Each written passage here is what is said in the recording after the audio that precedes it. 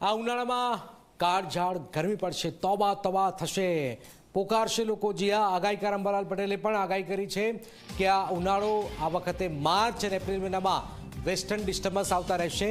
7 March સુધીમાં ઉત્તર ગુજરાતના ભાગોમાં મહત્તમ તાપમાન 36 ડિગ્રીની આસપાસ રહેશે। કચ્છના ભાગમાં 32 ડિગ્રીની આસપાસ, પશ્ચિમ સૌરાષ્ટ્રમાં તાપમાન 30 ડિગ્રીની આસપાસ, ઉત્તર ગુજરાતમાં મહત્તમ તાપમાન 40 ડિગ્રી રહેશે। કચ્છના ભાગોમાં 40 ડિગ્રી સુધી પારો જોવા મળશે।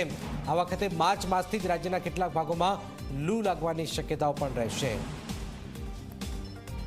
7 થી 10 ગરમી વધશે અને મહત્તમ ઉષ્ણતામાન કેટલાક ભાગોમાં લગભગ 39, 40 કે 41 ડિગ્રી સેલ્સિયસ જેવું થઈ જવાની શક્યતા રહેશે।